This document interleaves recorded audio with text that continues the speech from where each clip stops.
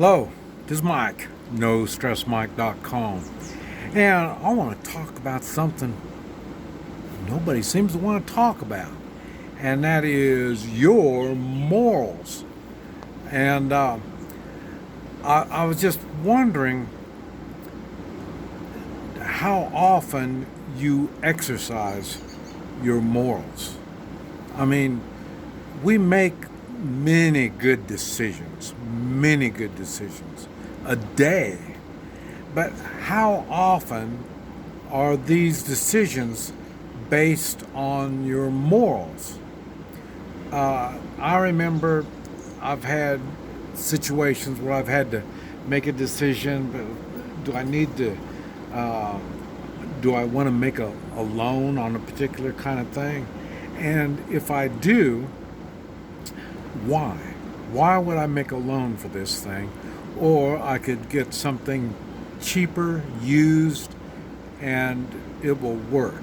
Or do I get new and expensive? And you can make an honest financial decision on something like that. Now, but can you make a moral decision on something like that? And there's been times on a situation like that that I would, it'd be nice to do, to have the nice new one and the junk one I'm going to have to repair and stuff like that. And then I would use my sense, I guess. How often am I going to need it? Well, I won't need it that often, so maybe getting the used one might be the way to do it. But then I can get a new one and it'll last a long time. I'm taking it, it will, because it's new. But especially since I'm not going to use it much. And so is that a wise decision? Okay, now you can look at it as being a wise decision one way or the other. Or, like I say, it might get down to a moral decision. The moral decision is, do I have enough income coming in that my income won't be affected? So then I could get this brand new one, and then my income gets screwed up, and then now I've got something I can't afford. That could be a house, it could be a car, it could be anything. But the thing is, you might want to try to throw in your morals and figure out what is your moral responsibility first. And then once you figure out, well, I could go either way on it, but, maybe the moral decision would be to look at what my moral responsibilities are. And that is to make sure I have the funds to be able to make this work, even if my funds come to a stop. I lose my job, the economy falls apart, and stuff like that. Now I'm stuck with something like that.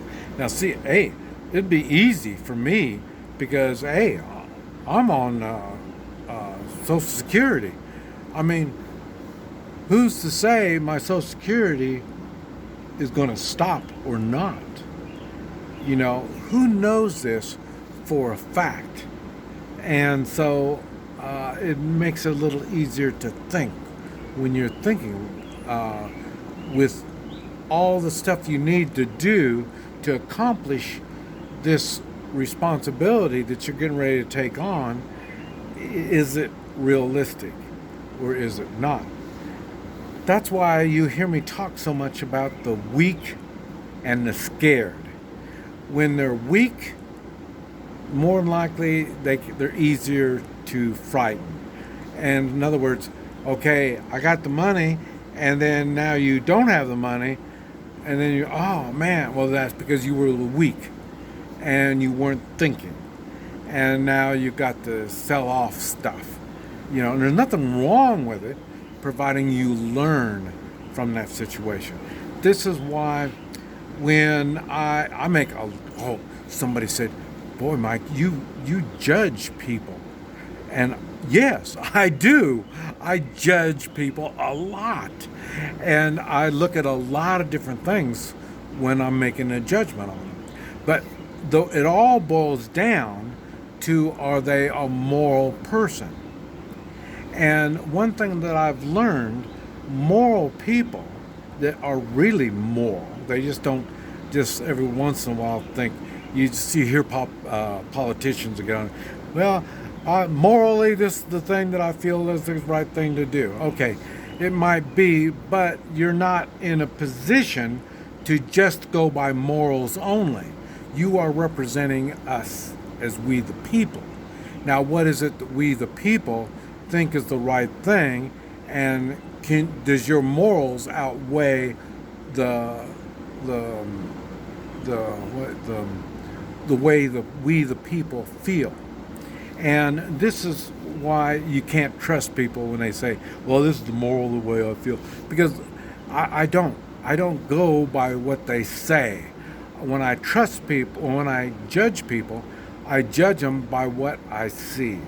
And if they got all these fancy cars, they got all the fancy house, they got all the fancy stuff, and they don't have anything paid for, well, that's not that's doesn't have anything to do with morals, because these people are on some kind of power trip or something.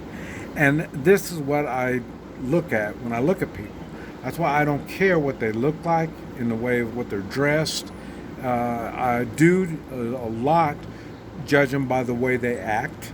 And what right now I just meeting somebody and this is what I see, but I'm watching them even though I'm not directly in front of them, and I'm watching and I hear stories about somebody say, well, oh, John Doe, he did this, he did that, and now maybe he had a just reason for doing stuff, but I still have to take that in consideration when I make my judgments.